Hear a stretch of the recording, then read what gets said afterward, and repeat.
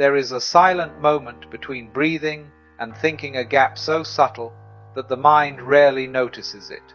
In that interval, everything seems suspended. The past carries no weight, the future holds no pressure, and the present requires no explanation.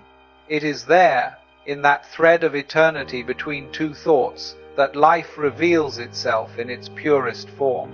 Yet almost no one remains there. We flee from the insecurity of the moment as if escaping an abyss. We seek certainties, plans, structures, as if truth could be built with bricks of control. And yet, the paradox is clear. The more we try to protect ourselves from uncertainty, the more insecure we become. We live in a civilization that confuses security with stability, and stability with life. But life has never been stable. From the first heartbeat to the final breath, everything moves. The river does not fear the curve because it is the curve. Only man fears what is to come because he believes himself to be something separate from the flow that carries him. And that is where the tension begins, this restlessness disguised as a search for spirituality, success, love, or salvation. We want to stop the wind, define the undefined, hold on to what exists only as it moves. It is the drama of a species trying to negotiate with mystery. Observe how we live, every gesture calculated, every word measured, every emotion hidden. We try to predict the unpredictable, control the uncontrollable, and call it wisdom. But what we call prudence is often just fear dressed as virtue. We fail to see that insecurity is not a flaw in life, it is life's essence. The expanding universe, the pulsing atom, the birth of a star, the falling of a leaf, all vibrate in uncertainty. Security is merely a temporary pause in the dance, a necessary illusion so the game can continue. Yet we were taught to seek solid ground, not open sea. From childhood, we learn that everything will be all right, but no one explains what that means. And so we grow up chasing that ghost, the day when everything will finally be in order. The perfect job, the ideal love, the healthy body, the peaceful mind. But the closer we get to those promises, the more fragile they become. What we call peace is merely an interval between two worries. What we call control is a sandcastle undone by time. True wisdom is born when we realize that insecurity is the price of freedom. When there is no ground, there is flight. When there are no guarantees, there is discovery. The conditioned mind fears this open space because nothing in it is fixed, not even identity itself. But it is precisely in that unknowing that the miracle happens. It is there that the human being, stripped of certainties, becomes truly alive. Life is an ocean of impermanence, and we are waves trying to be solid. We try to freeze movement, name the infinite, turn mystery into a manual. Yet every time we define what life is, we kill a little of it, because mystery cannot be reduced to formulas, nor can faith be turned into a guarantee. True faith, if it can be called that, is trust without proof. It is surrendering to the unknown, not out of ignorance, but out of wisdom. And that is terrifying, because to trust is to allow oneself to fall. It is to release the edge of the river and let the current carry you, not knowing where it will lead. The fear is not in the falling, but in not knowing what comes next. It is that fear that fuels religions of salvation, systems of control, promises of eternal life. The man who fears the void invents heaven to endure it. And perhaps there is nothing wrong with that, except when we forget that heaven is now, that eternity is the very moment we keep avoiding. If you look closely, you'll see that everything beautiful is born of insecurity. Music exists because silence is not permanent. Art flourishes because the artist never knows what will emerge from the next brushstroke. Love is profound precisely because it can end. It is the risk that gives meaning to surrender. Yet we spend our lives trying to love without risk, create without error, live without dying. We forget that impermanence is not the enemy of beauty, it is its creator. Have you noticed how the mind tries to anticipate the now? While the body breathes, it's always one step ahead, imagining what could go wrong, what needs to be done, what is still missing. It is like a paranoid guard who never sleeps, believing it can prevent the inevitable. But the mind was never made to control life, only to observe it, to play with it, to understand it.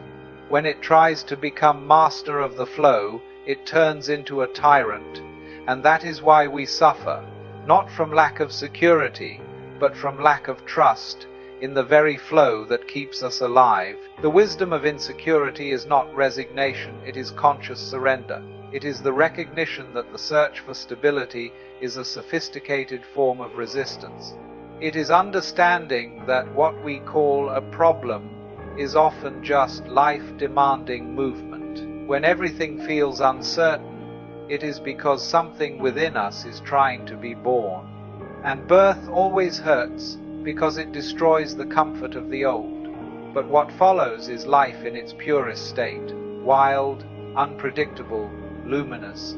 In the end, insecurity is just another name for freedom. And freedom is not comfort, it is vertigo. It is walking without a map and still moving with confidence. Because somewhere deep, perhaps in the very heart of the mystery, we already know that the river knows the way, even when we don't know how to swim. And there comes a moment when the mind grows tired of fighting the inevitable, when the body feels before even understanding that life has never been under control, and that this is the best news one could receive. For it is at this point of surrender, when plans dissolve, that freedom begins. Not the freedom that is earned through effort, but the one that has always been present, merely veiled by fear. The fear of falling, the fear of losing, the fear of not being enough. But what does enough mean in a universe that knows no fixed measures? The sun doesn't ask if it shines too brightly. The sea doesn't doubt its own strength. The flower doesn't compare itself to the mountain. Everything simply is. Only man lives between should and could, enslaved by an image of himself that never completes. We try to be good, wise, spiritual, but deep down we just want to feel safe. We want to ensure that pain will have meaning, that love will last, that death will not be the end. And in this effort to control the mystery, we lose the mystery itself. Insecurity is not the enemy, it is the doorway to what is real. Think for a moment. Every time something deeply transformative happened in your life, it was preceded by uncertainty. The first love, the first job, the unexpected change, the loss that pulled the ground from beneath you. None of it came with guarantees. All of it was born from the unknown, and it was the unknown that made you grow. The mind seeks stability, but the soul seeks expansion. And expansion is movement, risk, the crossing of fog without a map. That is why insecurity is the secret language of the universe saying, trust. But to trust is not to close your eyes and hope everything will work out. It is to open your eyes and realize that working out has never had a defined shape. It is to see that life does not happen to you, but as you. The river never asks where it ends, it simply flows. And if it finds stones along the way, it doesn't resent them, it dances around them. True trust is this dance with the unpredictable. It is the recognition that nothing needs to be guaranteed in order to be sacred. Suffering arises when we demand from the moment something it cannot give. Permanence. We want to freeze what is alive, to preserve the scent of the flower without accepting that it withers. But we fail to see that it is precisely the withering that gives the scent its meaning. Time does not destroy beauty, it reveals it, because without impermanence, nothing would have value. The kiss is intense only because it might be the last. The night is beautiful only because the dawn will come. Life is precious only because it ends. And paradoxically, when we accept the end disappears. Death becomes part of life. Fear transforms into curiosity, and the now ceases to be an interval between past and future, and becomes the eternal itself. The present moment is the only place where infinity reveals itself. yet almost no one visits it, for we are always busy planning the next one. Modern man is an expert at running from the present. He carries in his pocket a small, luminous oracle, consulted hundreds of times a day, searching in it for what can only be found in silence. He looks at screens for the security he lost within himself, and the more information he gathers, the less wisdom he finds. Because wisdom is not about accumulating answers, it's about dissolving questions. It is realizing that there is no one controlling the universe, because the controller and the universe are the same thing. Insecurity, then, is the reflection of a misunderstanding. We believe ourselves to be isolated entities, sailing on a hostile sea of external forces. But what if the sea and the sailor are the same movement? What if the fear of sinking is simply the fear of recognizing that there was never a boat at all? The self that seeks safety is a fragile construct, a shadow trying to hold on to the sun. Awakened consciousness sees that there is nothing to hold on to, because there was never any separation. Nothing to hold on to, because there was never any separation. When this is understood, fear doesn't disappear, it transforms. It becomes a reminder that we are still alive, that the heart still feels, that experience still pulses. Courage is not the absence of fear, it is the decision not to let it steer the ship. The wisdom of insecurity doesn't promise a life without pain, but a life not defined by pain. It is seeing suffering as part of the melody, not as a flaw in the composition. There is a kind of serenity that doesn't come from order, but from the acceptance of chaos, a peace that doesn't depend on calm, but on presence. When you allow yourself to be part of the movement becomes harmony. What once seemed a threat reveals itself as dance. The falling rain is not punishment, it is renewal. The night covering the landscape is not an end, it is rest. The void that frightens is the same space from which all that is new is born. And when thought tries to return, because it always does, you can smile and say, "Ah, you again." Because the mind does not need to be eliminated, only understood. It is a wonderful instrument, but not the conductor. When it serves the heart, there is music. When it tries to command the mystery, there is noise. Look around you. Nothing is fixed. Clouds change, sounds dissolve, faces age, ideas die. And yet, something remains not as form, but as presence. That something is what you are before the name, before the story, before the search.